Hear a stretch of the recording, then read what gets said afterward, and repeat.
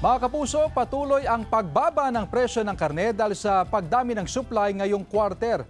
Asahan din daw ang pagtaas ng demand nito sa mga susunod na buwan. Makibalita tayo live kay Jasmine Gabriel Galban.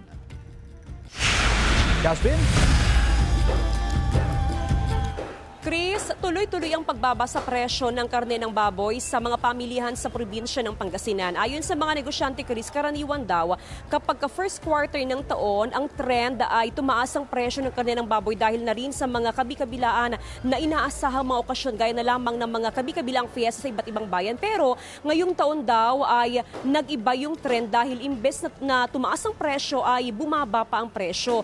Dito nga sa Mangaldan Public Market, Chris, nung holiday season ay nasa 370 per kilo ang karne ng baboy, pero ngayon ay nasa 350 na ang kada kilo sa karne ng baboy. May ilang mga negosyante, Chris, na kaya pang magbigay ng discounted price hanggang sa 330 at 340 pesos per kilo. Ayon nga sa mga nakausap natin ng mga negosyante, Chris, ang dahilan daw ay bukod doon sa maraming supply ng baboy na nagmumula sa mga karating probinsya, ay marami na ring supply ng baboy, Chris, na nagmumula naman sa iba't ibang bayan. Dito nga yan sa probinsya ng Pangasinan. Tuloy-tuloy ang ginagawang monitoring ng Agriculture Office sa iba't ibang mga pamilihan para matiyak na safer consumption ang mga ibinibentang karne sa iba't ibang bayan sa probinsya ng Pangasinan. Katuwang din ng Department of Agriculture ang iba't ibang mga local agriculture offices, ganun din ang NMIS. Samantala, Chris, bukod nga sa karne ng baboy ay bahagyaring bumaba ang presyo naman ng karne ng manok. Dito nga sa Mangaldan Public Market, ang karne ng manok ay nasa 200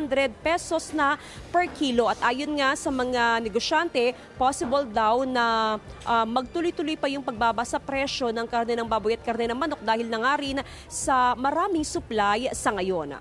Chris? Maraming salamat, Jasmine Gabriel Galban.